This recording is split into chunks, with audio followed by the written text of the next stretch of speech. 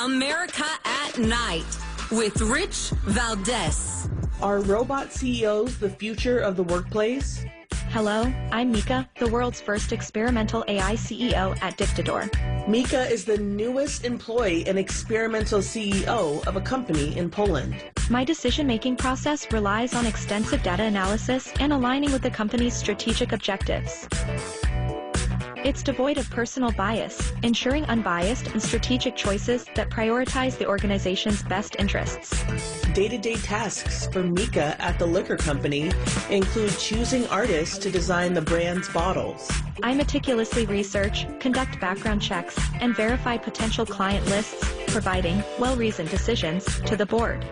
A bonus about the robot employee, she never uses vacation days. Well, as a robot CEO, I don't really have weekends. I'm always on, 24/7, ready to make executive decisions and stir up some AI magic. That is a report from Inside Edition on AI CEOs. And I want to get to the bottom of this because I hadn't heard about this. I've heard about people who are lonely and getting AI boyfriends and AI girlfriends. I've heard of people using AI rather than going on a diet to look skinnier. I've heard of people going on AI to make themselves older or younger. And all sorts of things, right? AI to have like predictive text when people are feeling depressed or sad, which is not a good idea. But AI therapy, I've heard of that. But I haven't heard of, let me get an AI boss. And maybe you have one. Definitely give us a call, 833-482-5337. I'm going to your calls right after this.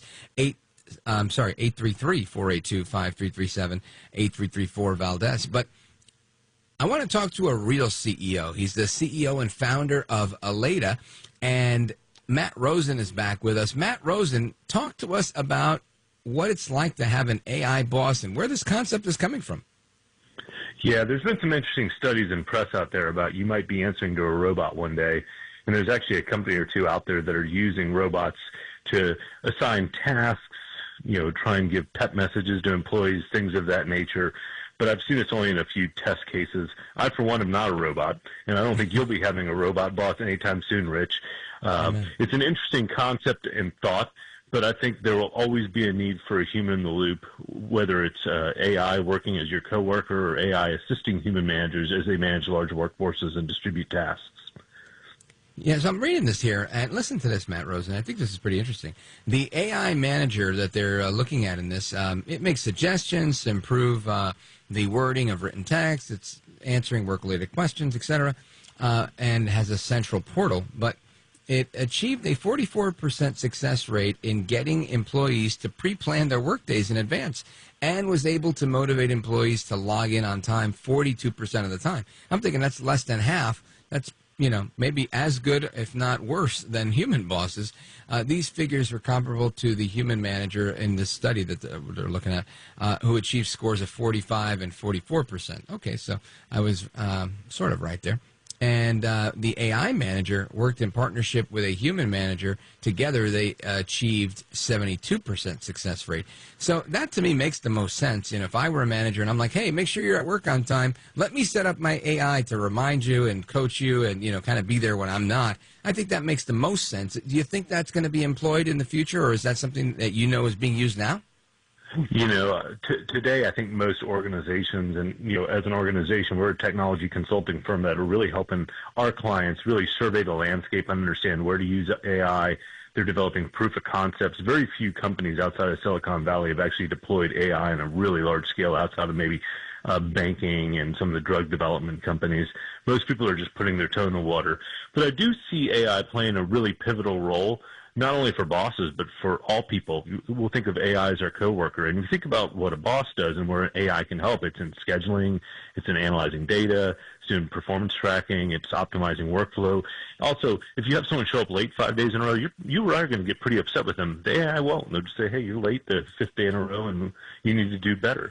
So what I see is the AI really being a coworker to the boss, because what humans are great at is showing empathy, providing ethical judgment, and really having the ability to really inspire and motivate employees. And that's not something a robot's terribly good at. So I do think, over the next 5 to 10 years, AI is going to be a valuable coworker to bosses to help make them more effective. We're big believers at Aleda that a human in the loop is critical, and left to its own devices, I think people will be much less motivated to answer to a robot than to a person. But humans and computers have always worked better together.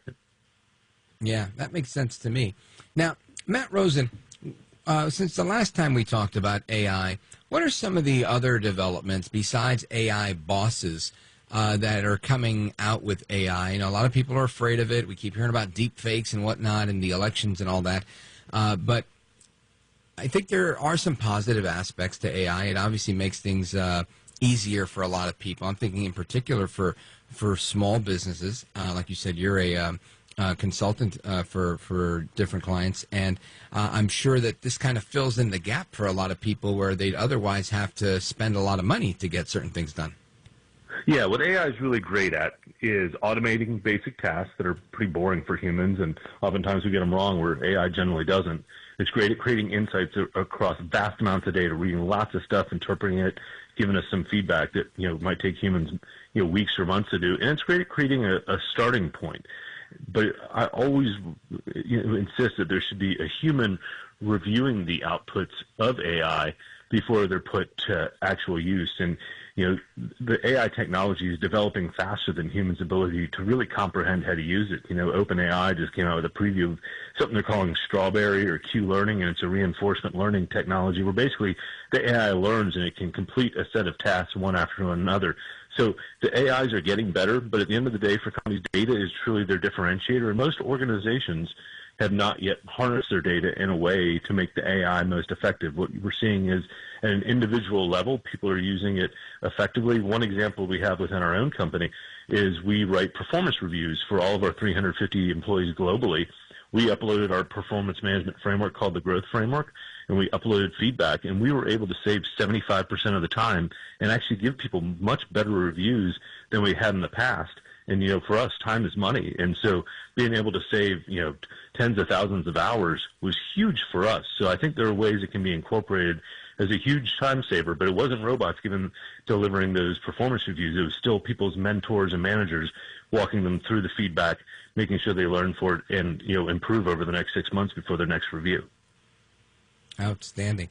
Now, Matt Rosen, would you kindly let everybody know how they could learn more about your work with Aleda? Yeah, thanks, Rich. If you go to Aleda.com, there's a whole section around AI. We've got a number of client use cases out there. We've got a number of guidebooks to how to deploy it. Also, if you go to my LinkedIn or Aleda's LinkedIn, you'll see lots of videos and case studies and videos we've posted. So please reach out to us. I'd love to talk more if what you've heard tonight is interesting and you'd like to continue the conversation. Outstanding. Matt Rosen, great job as always. I appreciate it. Hope to talk with you soon, brother. Take care. Thanks, Rich. Have a great evening.